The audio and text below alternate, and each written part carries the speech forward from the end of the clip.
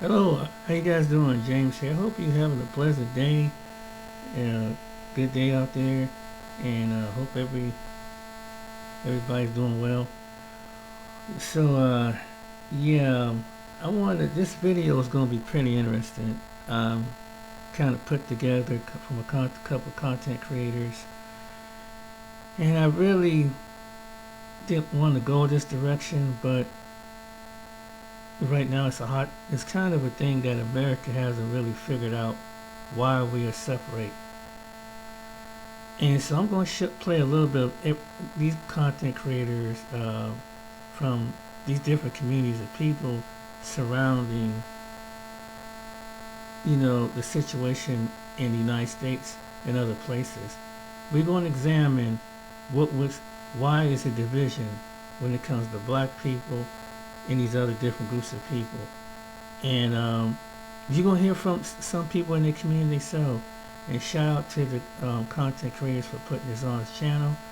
And I'll definitely come back with my commentary and see he's a solution. All the good examples of oppression or people going through struggle were all from the black community. Tell me if I'm wrong, but this reads off to me as jealousy. This man is jealous that one racial group's problems is being talked about and not his own, and they're being talked about from the people at the highest point of the racial hierarchy. I feel like a lot of people of color feel that white people don't talk about the issues in their racial group enough, the issues that, we can all argue white people have caused. And I feel like when they hear white people talking about our issues, it pisses them off because they feel like their issues aren't represented in the same nature.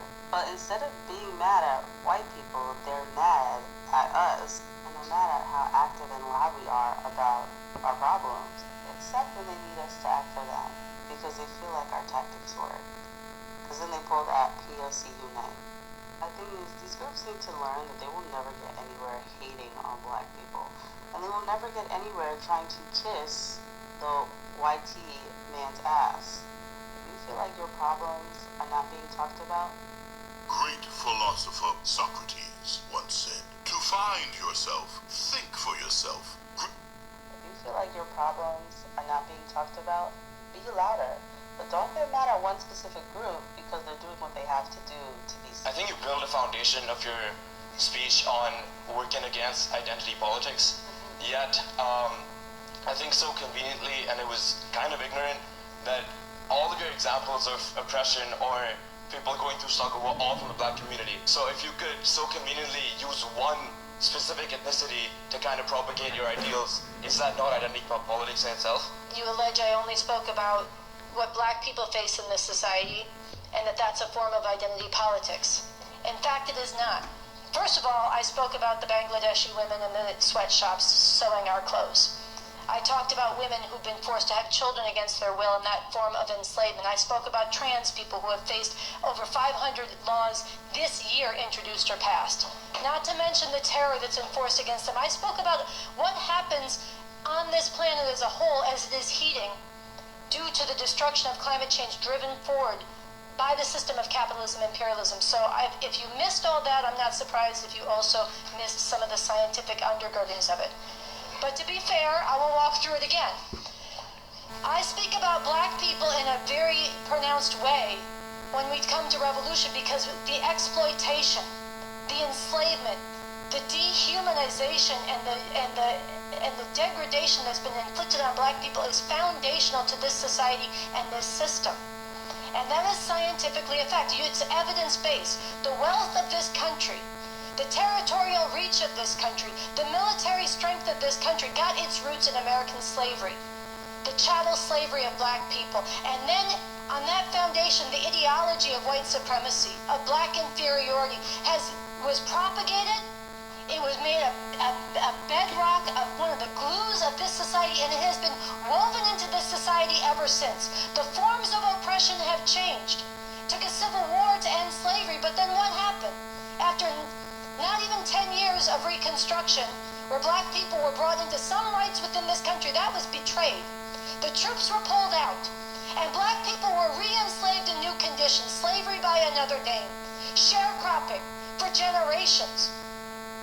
serf-like conditions enforced through terror, lynch mob terror and violence. And the troops were pulled out to go and finish off the extermination of the native peoples. Okay?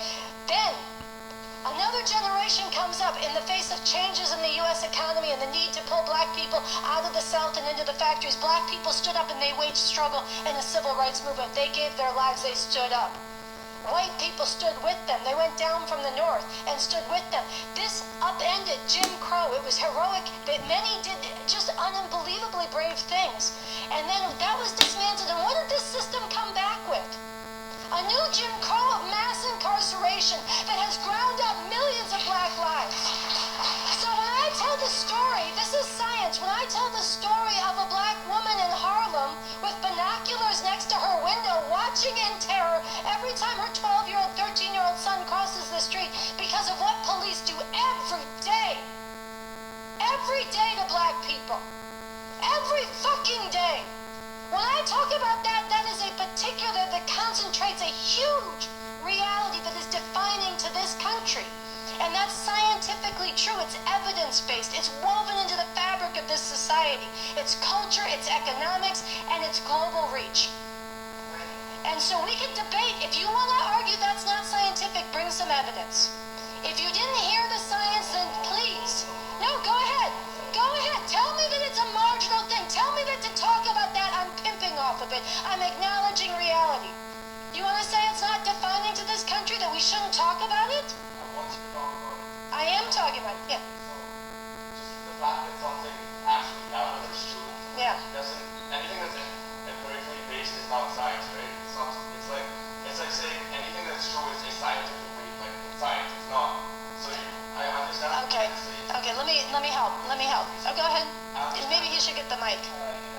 I understand that your point is I want to be building arguments based on reason and rationale. Here, take the mic just so it gets. I understand that your point is I want to be building arguments on reason and rationale, but that doesn't mean that it's scientific, and that doesn't mean that it's false or wrong. Okay.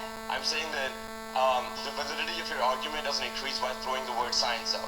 It's Well, all science. okay. So I would argue that science actually can be applied to all of reality. Not just narrowly in engineering or in the natural sciences. No, this is important. What you're raising is widely felt, it's widely believed, it's widely taught, I'm sure, on this campus, that you can apply science to medicine, to nature, to the natural world. There's the hard sciences, but when you get to social reality, it's just opinions, it's experience, whatever. No. You can apply science to everything. Everything that is part of reality, which societies are, can be analyzed scientifically. All science means, in a universal sense, is it's an evidence-based process. You gather evidence about reality, and you look for the deeper causes of the patterns in reality. And you can apply that to a society, just like you can apply it to a rainforest, just like you can apply it to a virus. You can say, what is the most defining thing about any given society? What undergirds it? What are the laws in its functioning? And a scientific analysis of this society says the most defining thing about this country is it's a capitalist, imperialist mode of production. That all of our needs are met through exploitation and people laboring in conditions all over the world to get the food we need, the clothes we wear, the pens we use, the microphones. All of this is created through global networks of production. And that all of our cultures, all of our ways of living, all of our ways of relating grow out of and have to reflect and more or less correspond to that. And so when we live in a society where the exploitation and oppression of black people has been woven into that mode of production all the way down to today, it leads to the culture and the society and the kind of police terror that we have today. That's applying science to a social contradiction. Indians are having problems with black Americans in America. And for a long time, you know that Indians use the caste system. Wait, I thought Venmo was for paying people. And for everything else. As soon as it gets Everything. To use the caste system. You know that India was once a huge country that encompassed countries such as Pakistan, and it had Bangladesh was still part of India. And so later on we had Pakistan withdraw, and also later on we also had Bangladesh draw. Now, Bangladeshi are the same people in India. Pakistanis are the same people in India. Now, India was also moved to the United States of America, and it seems in some way I don't know you. I'm bound to be corrected. And this video is for educational purposes only. Is it that anywhere Indians are, there is always some problem? Is that what I'm getting here? Because when they went to America, they met the black Americans. And there's a way Indians are now trying to place themselves above the black Americans. And I'm here to ask you one thing. Between the Indian and the black American, who came to America first? Yeah? Once you answer that question, you'll have known what I'm getting into. This video again is for educational purposes only. Now, an Indian also is having an argument about favoritism. It thinks that the American government is favoring the black people. It's such a fascinating discussion that I want us to listen to. Let's get into the discussion. I shall give you my thoughts by the end of the video, where we shall also have a deep critical analysis. One thing about what is very interesting about us black people, no matter what variation of black you have, no matter what, it's still perceived, whether you agree with it or not, as black. If you have a baby with a black man or a black woman has a baby with an Indian person, that child is considered to be black. Now you can call yourself biracial because that's what it is. In the eyes of society, you are classed as black. Even if you are a child that looks white, the moment, you know, the far right, the ones that are white supremacists, the moment they even hear or get a sniff of the fact that you have any black in you, you're no longer considered white, right? Right, exactly. So no matter what we mix with, you will always be considered black, whether you agree with that or not. That's just how society sees it. So there is no real fear of us going out into another culture and integrating and having children with other cultures. There's no real risk of us dying out as a breed. We don't have All of your examples of oppression or people going through struggle were all from the black community. Go back and watch the original video because she reads as asked for filth. The reason why the school that you're going to isn't segregated is because of the work of black folks. The reason why you are not immediately in shackles, I guess, because you're still a slave here, by the way, is because of black people. You're welcome. Y'all want our culture.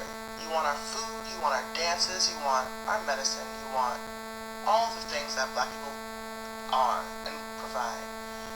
But you don't want to read a book. And that's weird for me personally.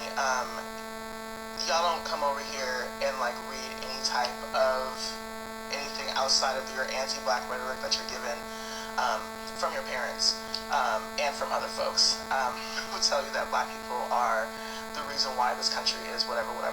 The reason why this country is a foundation at all is because of our labor. Our fucking labor, by the way. And it makes me so crazy to see other brown and black folks, because let's not, Africans have their own words for us. Africans have their own like diaspora war issues with us.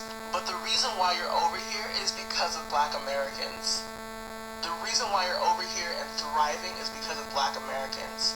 We ain't seen not a fucking lick of reparations, not a lick of it. But y'all got grants, y'all got all types of fucking businesses and shit, thriving businesses. Do you know why that is?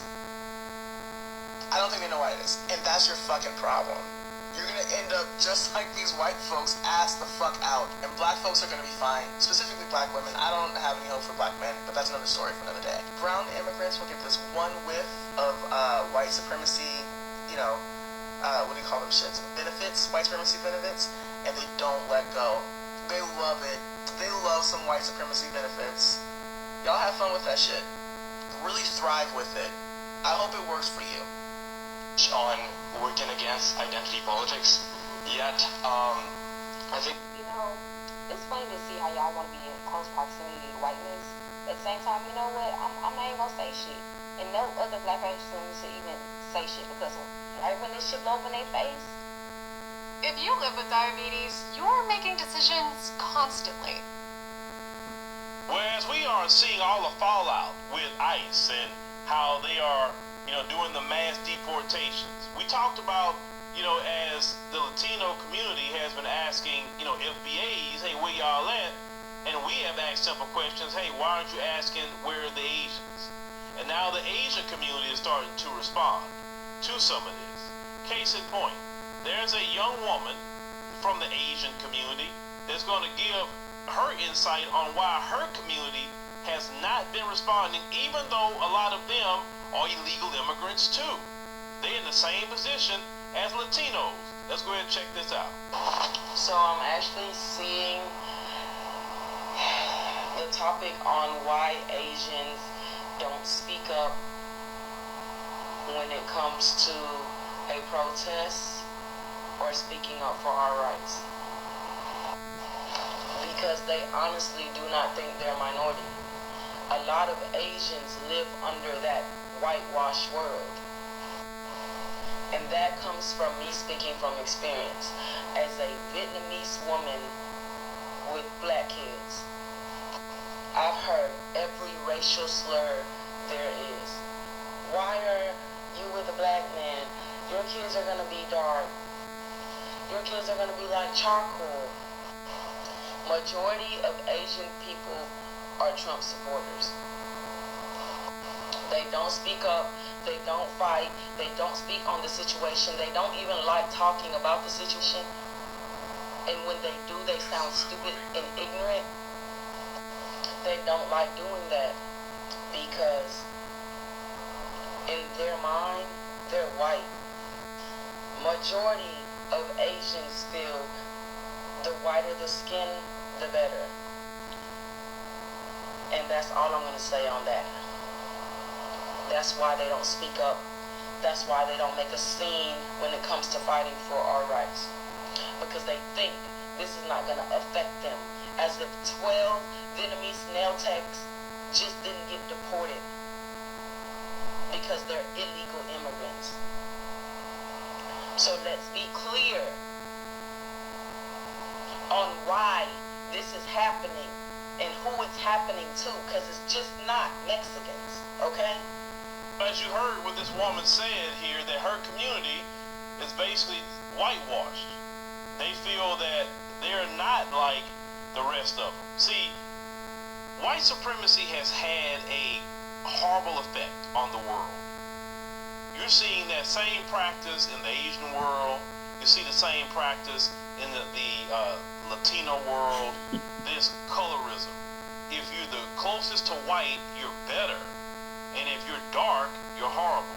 In the Asian world, who are the Asians that's really looked down upon? The Cambodians, you know how dark they are. The Filipinos, you know how dark they are. And even in their countries, if you're lighter skinned Filipino, oh man, you're great. If you're dark one, not good for you. They look down on the Thai people. They look down on a lot of them, but the whiter skinned ones like the Koreans and the Japanese and a lot of the Chinese, oh yeah. They have that issue all the way around. And like nobody else can see that. Y'all don't see the stupidity of that? That you're better because of the skin tone? Now, this woman says about the anti-black racism that's in her community. She said that basically she has 2 black children, and they're telling her that her children will come out like charcoal. And if they did come out like charcoal, what's wrong with that? Nothing at all. So, what the hell? And in the Asian world, it's even worse. You're talking about other groups mimicking us. Asians copy us way more. They're sitting up here getting hair fades like mine and getting the texture of their hair like my texture of hair. That's what they're doing. They study our music. They study our dances. They're braiding their hair in the Asian world. I seen a sister on TikTok. It was in Thailand, and the Thai lady braided her hair very good. You couldn't tell it wasn't janky or nothing. They're learning everything about our culture. As a big DIY guy, I thought I could do insurance myself.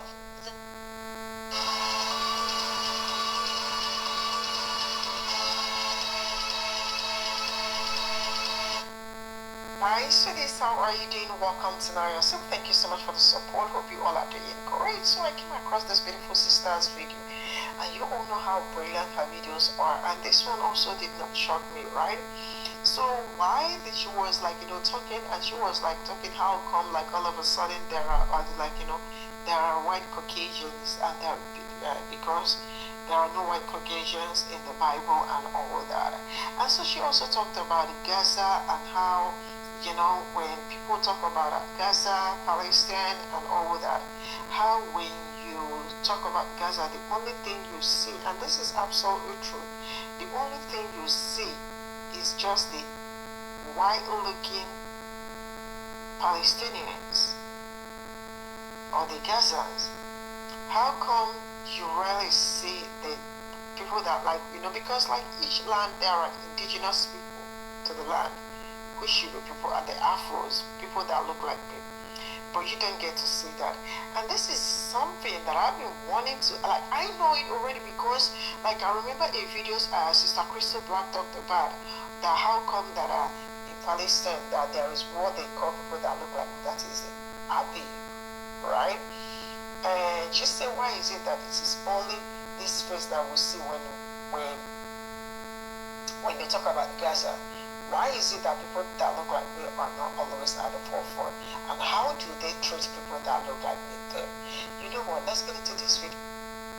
Now this is my disclaimer. This is a forewarning for the frazzled. If you have ADHD and you can't hang with a conversation that's longer than TikTok, this TikTok video message is not for you. And this is not a microwave meal. No, this is a slow roasted revelation, because what I'm about to unpack is not just information. Baby, it's a demolition. See, we're about to dismantle the lie. The biggest, boldest, most manipulative mechanism of control ever manufactured. And guess what that is? Race. Yeah, I know some of you are going to say, well, sis, you use the same terms, black and white, all the time. And you're absolutely right. But let me clarify, I use those terms not because they're true, but because y'all still speak in the Matrix. See, the Matrix trains you to speak in colors and not with covenants. See, you see skin instead of seeing sin. You see a filter of truth through phenotype instead of prophecy. But now, we're about to pull the plug. Are you ready? See, I was compelled to put this message together because so many of you are stuck, glued on the great genetic gimmick that Satan and his rebellious regime concocted. And yes, I said Satan, but don't get it twisted. That name, that's just a title. The true enemy is the fallen sons of God, the divine defector, the spiritual insurgents, including Lucifer, who declared war on the Most High Yah by contaminating his creation. And let's take this all the way back to the Tower of Babel.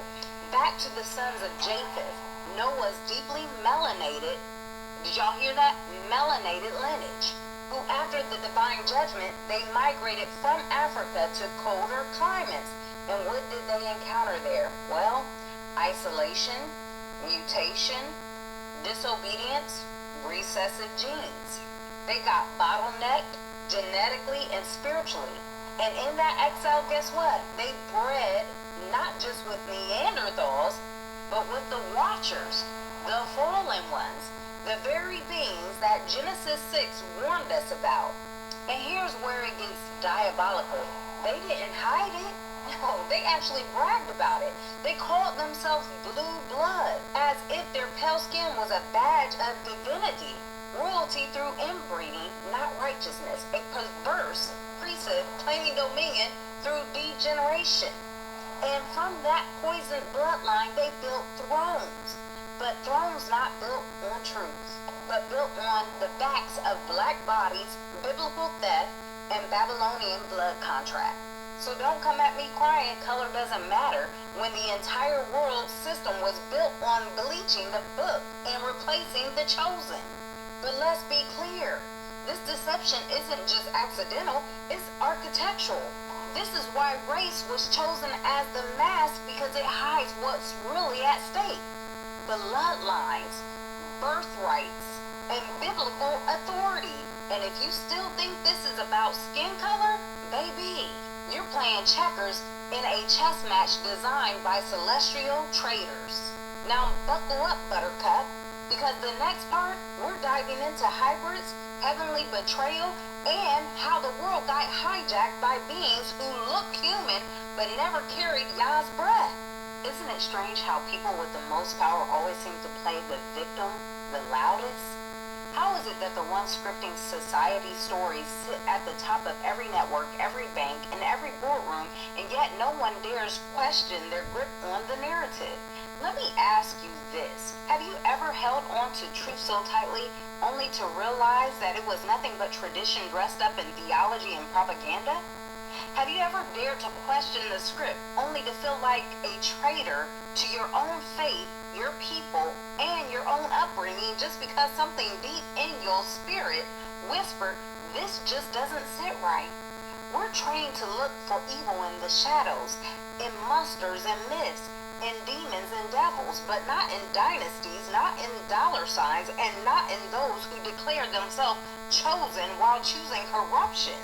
But today, baby, we're not just cracking open the deception, we're peeling it layer by layer, and we're tracing the bloodlines, the banking lines, and the biblical lines. And by the end of this truth track, you're going to see with some clarity who's not really us, but pretending to be us, and why the world stays at war, and who fuels it.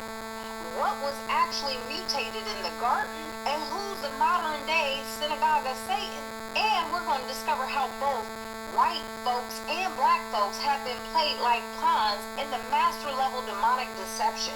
See, Revelations 2 and 9 makes it very clear, and the Bible never stutters. It says, I know the blasphemy of those who say they are Jews and are not, but are the synagogue of Satan. See, this is not just a speech, this is an unmasking. What if your whiteness was never meant to be a race, but a role? A costume worn by those needing a cover story for colonial conquest? And what if the real architects of oppression, the ones who control the currency, the courts, the culture, aren't even who they claim to be? I want y'all to pause. If so-called white people have been at war with each other for centuries, English versus French, Dutch versus Spanish, Catholics versus Protestant, riddle me this. Why did one class still rise above every conflict, untouched, unbothered, and rich after every war? What's the one thread that ties it all together? The financiers behind both flags, the bloodlines who changed their name, changed nations, and stayed in power. See, this isn't about hating white people. Y'all got it all twisted. This is about unmasking the puppeteers who engineered all people into pawns. This is about the ancient fingerprints still smudging the global stage. But I want to trace this trail. Let's walk back directly to the beginning, shall we? See, in Genesis chapter 2, verses 7, it says, and the Lord formed man from the dust of the ground. That's not ivory, sweetheart. That's not marble, and it sure enough isn't mayonnaise. That's molten mahogany, burnt bronze, baked earth, deep brown, not beige. And Lamentations 5 and 10 says, our skin was black as an oven. That wasn't symbolic, it was literal. The people of the book were black, culturally, geographically, and genetically. So let me ask you, how did Adam go from Vedic melanin to looking like a boy band member from the 14th century France? How did Yah's chosen one suddenly sprout feather bangs and porcelain noses in Renaissance art? Make it make sense. So here's how. They rewrote history, they repainted the pictures, and then they replaced the people. This wasn't just whitewash, it was a bloodline heist. And now it's time we trace the tampering, line by line, and reclaim what was rewritten. Now, this is where it gets a little tricky because some of you all want to hop, skip, and jump over the sections where the Bible talks about mutations and hybrids and heavenly betrayal, the ones that walk among us. Let's not just talk about sin, let's talk about the side effects. See, sin didn't just break spiritual laws, it cracked the genetic code. Genesis 6 and 2 tells us that the sons of God saw daughters of men, that they were fair, and they took them as wives. So now hold up. These weren't part-playing cherubs floating on a cloud. No, they were watchers, heavenly beings who fell not just in rank, but in restraint. And when they crossed that divine boundary, they didn't just breed trouble, they birthed hybrids, giants, elites who fed on empires like vampires in pinstripe suits, cloned chaos, beings that walk, talk, trade, but lack the breath of Yah. That's why in every movie they show you these things.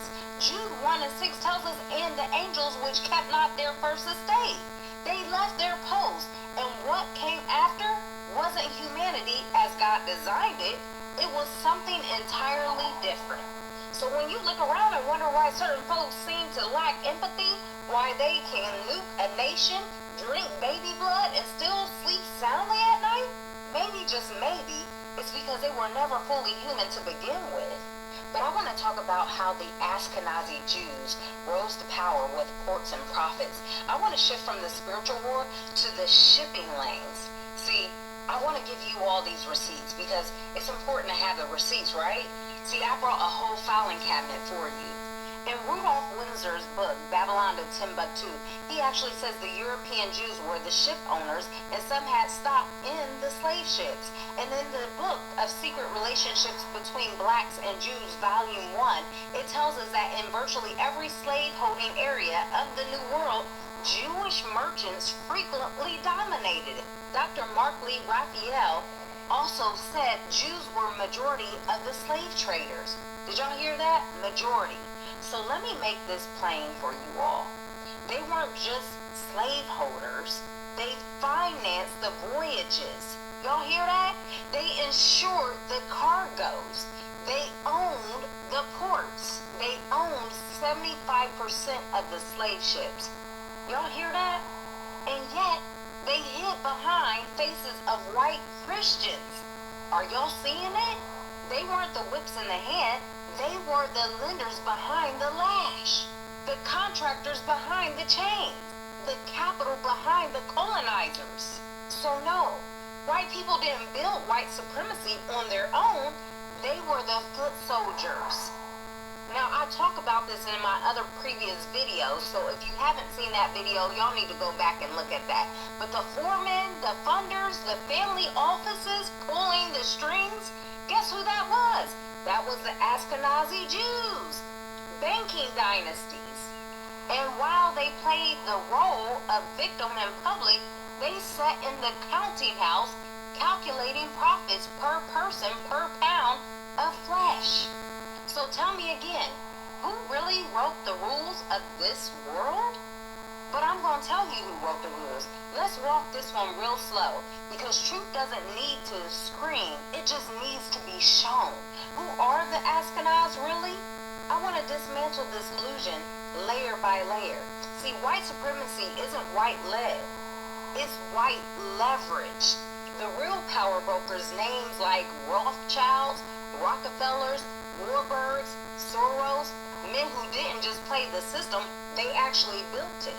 Not as Semitic people, but as Khazars, Turkish converts who put on Judaism like a costume and called it a covenant. But let me break this down for you all, for the ones who don't read the Bible. Genesis chapter 10 verses 2 through 3 already tells you who these people are. They are the sons of Japheth, Gomer, Ashkenaz. Let that marinate. Ashkenazi Jews are not the children of Shem. That's where the term Shemite comes from. That's where the term Semitic comes from. They are Japhites from the line of Gomer, from the Caucasus Mountains. That's where you get your term Caucasian from. Author Kessler actually talks about this in his book, The 13th Tribe. He tells us that Ashkenazi Jews are not Semitic. They are descendants from Khazars, a Turkish people from the Caucasus Mountains. And Yep, I'm gonna stop it right there, because it gets even deeper and deeper, and she's absolutely right.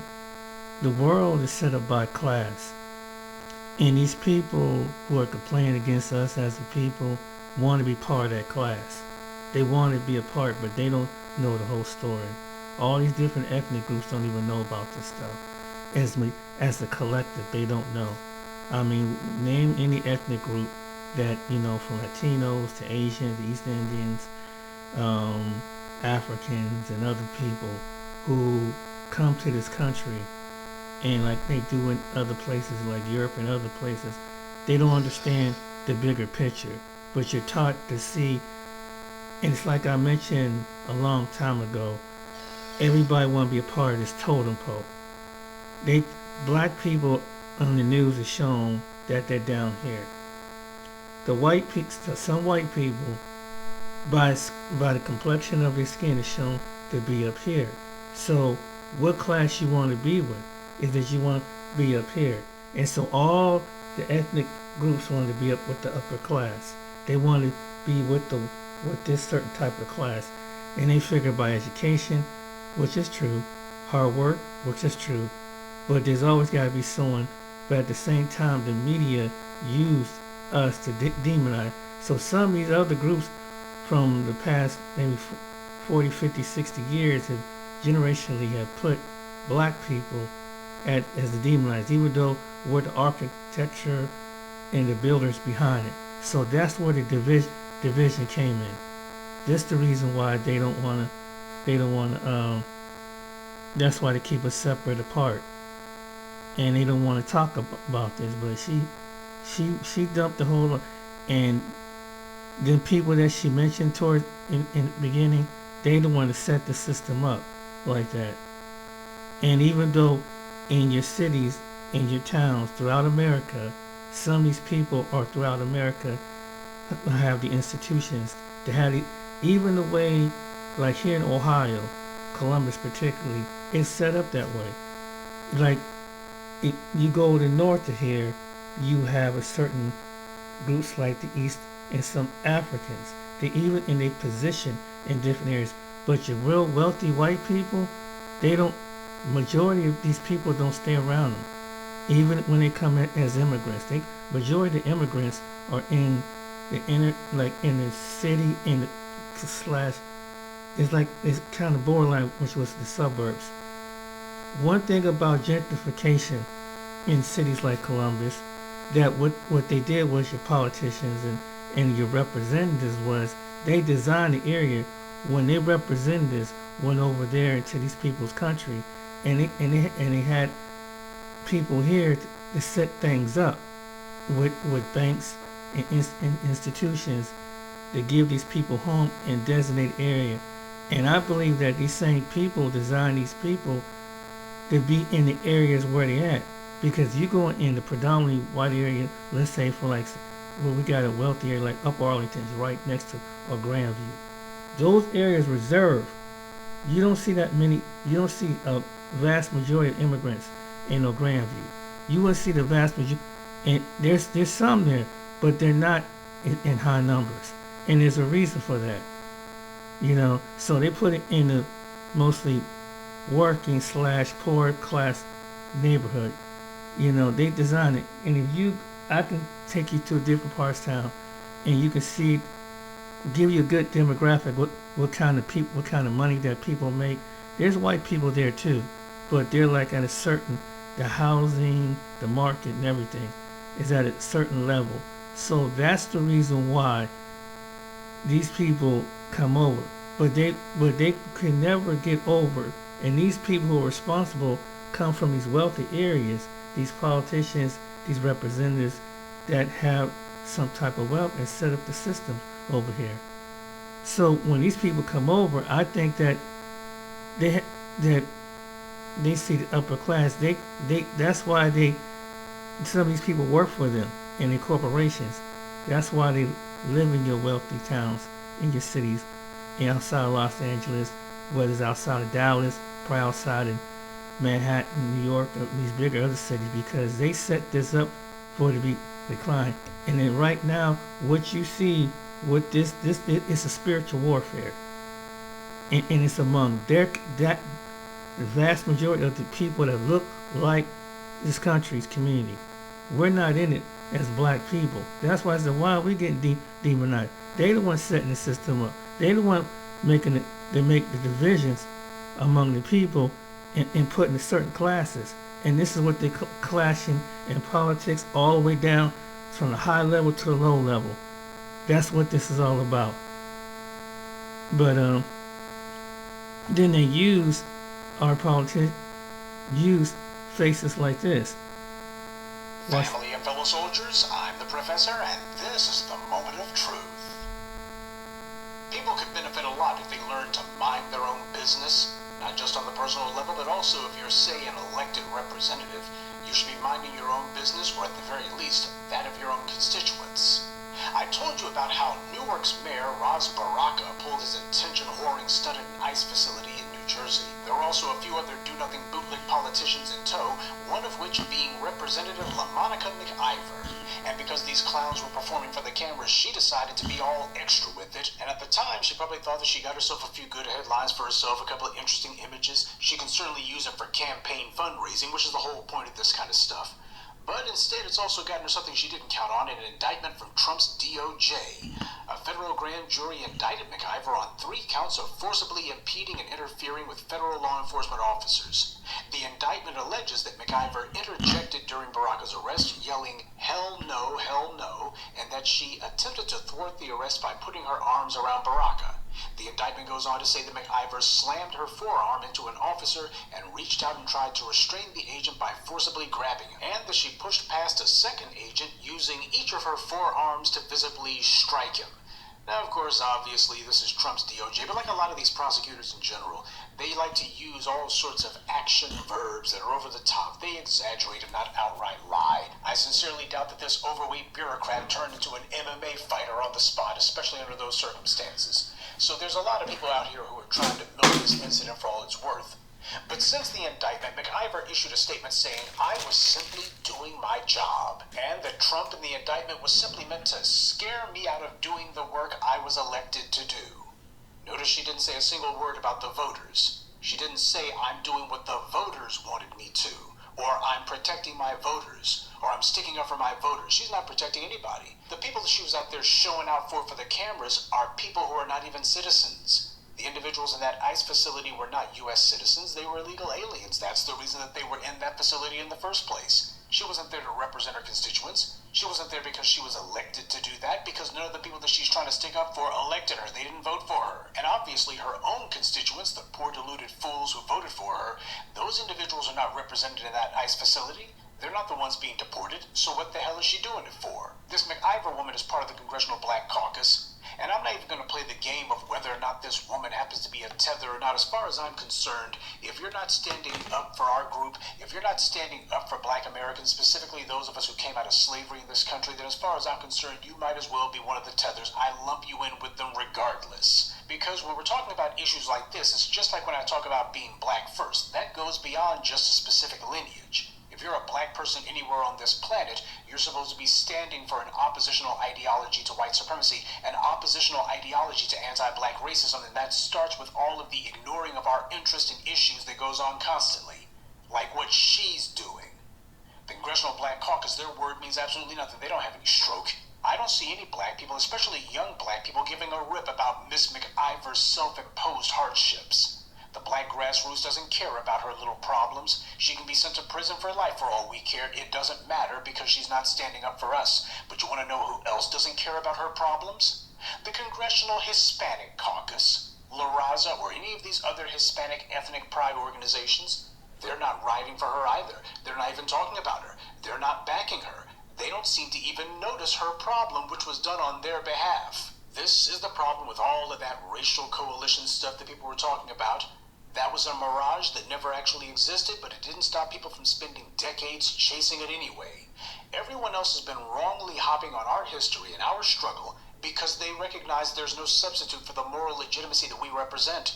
Ours is an honest struggle rooted in morality and in reality. Everybody else, it's all about their own crass, self-serving agenda. We're not about to let shills, sellouts, and liars like the Congressional Black Caucus try to tell everybody that we support what is nothing more than opportunism. Because that's what's really going on here, is what's always been going on. Everybody trying to find a way to hop on the coattails of our suffering and try to attach themselves to our own virtuous struggle so that they can try to whitewash what it is that they're doing for themselves and themselves alone. You've heard of money laundering? Well, what so many other groups want is for us to support their moral laundering. What they want is a morality car wash, and they expect us to scrub-a-dub-dub until their reputation is clean. They want for us to lend the good offices of our own impeccable moral struggle to what is nothing more than people trying to see what they can get for nothing. Okay, so what are the chances that MacIver is going to wind up having to do some time? Well, if past experience is any indication, not much. Because you see, Trump's DOJ already brought charges against Ras Baraka himself for trespassing, but of course they dropped those just in time for him to lose his damned-to-fail bid to become governor. In my earlier video about this, you'll recall I explained how Ras Baraka was doing all of this in order to raise his own political profile because he was running for governor. Well, he predictably lost his bid to be the Democratic nominee, so if he was expecting this stunt to get him a groundswell of Latino support, that clearly didn't materialize. So all of that was for nothing. But the Trump administration probably got themselves a couple of quickie headlines saying, we're indicting this Baraka guy, and then immediately dropped the case. So as far as they're concerned, their own brain-dead supporters on the MAGA right, they're not going to remember the part about the charges being dropped.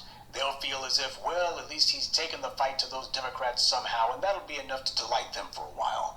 And I fully expect that this case against MacIver will also go the same way. Republicans have made performative extremism and message legislation into their entire MO. I would really be surprised if they actually decided to go all the way with this one. But yet again, this incident is another reminder of why we do not and should not trust any of these black politicians that these white political parties put in front of us. These sellouts, they care more about people who aren't even citizens, people who broke into the country illegally or who broke the law by remaining after their visas expired, than they do foundational black Americans who built this country and who are supposed to be their actual constituency. The second Trump term has Democrats going back to the old playbook. Same way Barack Obama got white media attention by pretending to argue with dubious cabinet members. Once launched, this dental appliance received an explosive response and quickly became popular.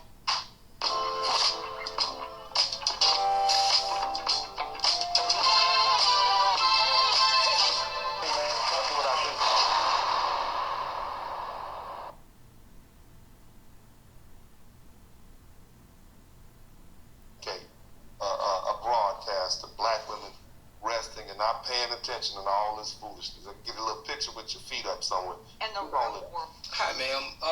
Just so everybody knows, this young lady is asking why black women are not, getting down with white women.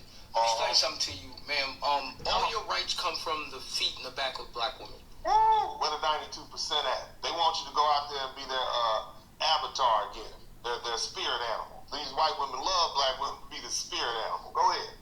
You do understand that. I want you to understand, black women are the most educated human beings on the earth. You do understand that, right? They are the most enrolled group of women in America. I will say that. Let's keep in college. But keep on. High-level entrepreneurs. But let's keep going. So, us as black people, what we're doing right now, because we know we built this country, most of the money comes off our back. I mean, turn your fucking TV on.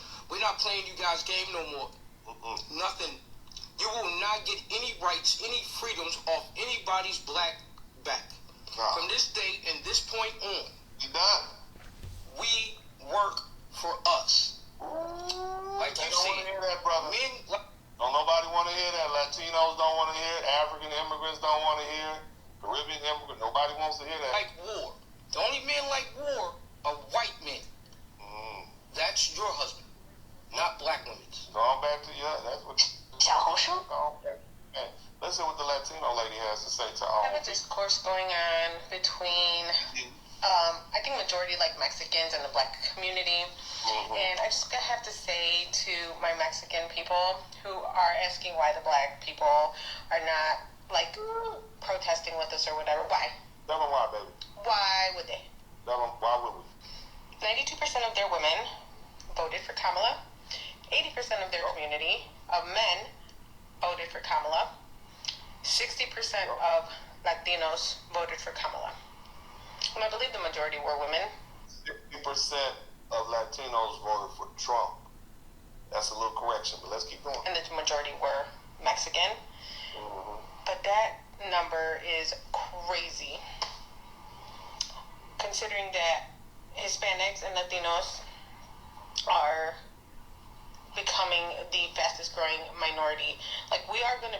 You pose a threat. That's what that white woman said. That white woman said we can see that these Latinos are producing. Well, that's what they said, populating. Be the majority soon.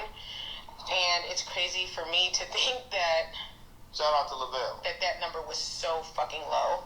And now you're asking where the black community is when they're the ones who tried to avoid this. We did. We sure did. Hello. They tried to avoid this. Right.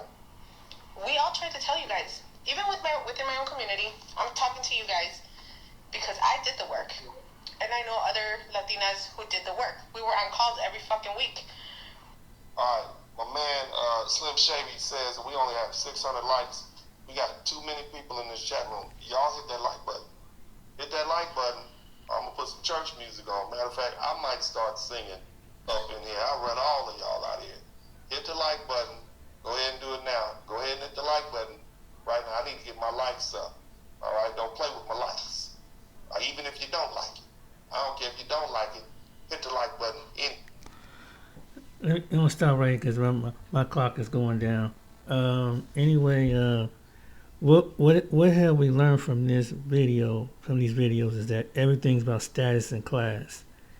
And if you look behind what is the money, where's the money is coming from, it's about everybody wants that status and class and keep the underclass. That's what it's basically about. That's what the Black Caucus has done in agreement. That's what these other groups that go along with it is agreement when it comes to majority of Black America and other poor white and so on down the line is to turn against each other. And then when we have these problems throughout the country and our community, nobody wants to do anything, and now you see the results of it. And now you're hearing it from the people who represent in each one of these videos how they feel about some of the people in their communities feel about black people. See, now everything starting to bubble up and surface, and it really is, you take a small percentage of a race of people, and they get mad because they were dope just simply because their skin tone and their features and what they've been fed and believe that, when they look at the people on the continent or in the Caribbean, that they is destitute, and how these people are able to rise up. Some of these people get on board with the same mentality and saying that no, these darker people who we refer to as some of the animals on the continent, we need to be above them, and they did this as a skin color, and then it's like, wow, then they didn't figure out that once they come over and they see that they have educated themselves, they have built their own communities, they have done all these things, now it turns into something else. And so this is what happened, and who was behind it, what was fed, and what was stereotyped. And some people in these different communities believe this till this day. But now that the mask is being unveiled, the people in Trump's camp have unveiled it. Now it's like, I thought we were part of the class. You was going to save our class of people, our different demographic of people. And then if you look at the people, like Trump, look at his background. His father was in the KKK. Why do you think that you keep seeing these people that agreement that come from white nationalists, that agreement with it? This is been some of their playbook the whole time, and they did it in high places, and they got the foot soldiers, your Nazis and your Klansmen, to do it. And that's what showed up on January 6th at the White House. It goes from there to something extreme, and people are funding them too. I show a video about this. One guy they believe the white Aryan race. They telling you what they do, but everybody they thought they could be part. Maybe the lighter skinned Indians and the lighter skinned Hispanics and the lighter skinned Asians, but it's like, no, you're not Aryan. If you understand, there's this. They have a book that describes what their version of Aryan is, and it seemed like to me Donald Trump kind of has a little bit pieces of that when it comes that he take it to the whole different stage level. So now it's showing itself. It's almost like this, the things that you see over in Europe, like the separatism, white separatists. I think he got the playbook off of them. He probably met with some of them over there. And see, if people don't see this coming, and the people like him at a high level, and even though it's like, we need to, those guys, I know them guys are ignorant, blah, blah, blah, but look at what they're doing at levels. Look what, when they get in their positions in the military, in the police, and other things. Look at what they're doing.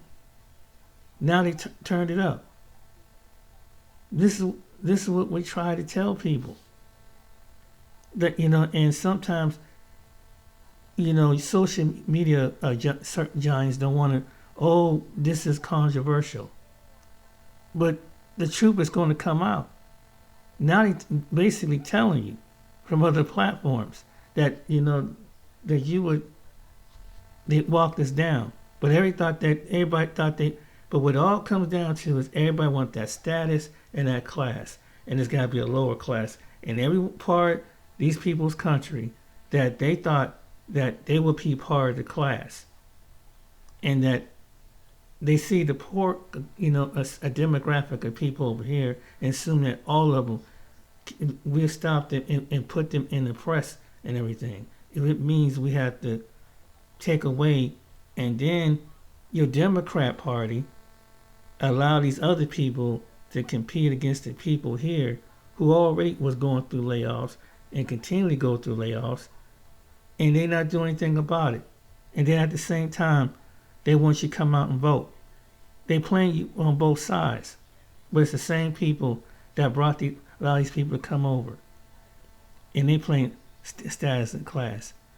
And did you notice that why did the Hispanic caucus come out in great numbers, in which this affect their community? Why is it that they putting up the fight? At least when it came to the Arab community, the only Arab woman that seemed like spoke up was, her name is Rashid Tlaib. She fought more for her people than the Black Caucus did for their people. Was when it came to the Palestinian conflict. But you got people being oppressed over here, and not one of these people, they only show up to make a photo bomb. This is why the black grassroots people are bringing this up, and it's putting these shame in these people who's being paid by some, who knows, one of these probably families through a company to keep their campaign fund running. Some of these black representatives need to be ashamed, just like they see in other parts of the world. And now they don't respect you. It's a vast majority of black people don't respect you because they see now the good Lord it's all about status and class. And these same groups of people that's over that fund the Black Caucus and your black representatives, who's part of what some people call the boule, is big money behind it for their campaign. They're stifling the majority of us, of all walks of life. And they say, if you know you can uplift the most demarginalized group that have been centuries and centuries of being relegated, tested, chemically, environmentally, in all different types of ways to really to stop their reproduction. It came back on the very people that all these other nations looking down upon, according to these videos. But yet it's the very people of all these nations looking down have been the backbone of America. And now these people are starting to think that, well, we won't be like those other people because we're not like them. We're not the underclass, but the underclass is rising up. And it won't be through politics, it will be by the hand of the Most High Yah. And all these nations are going to be shocked. Now they're going to get their dose of reality. As a collective, not as individuals. So, okay, ladies and gentlemen, I hope this video been enlightening, but this is how the way the division is. The division hasn't stopped. And so, ethnic and class has been And they've done this in different parts of the world. America's just one place, but there's other places as well. It's a shame, ain't it? All right, then take care, be blessed. See you on the next video.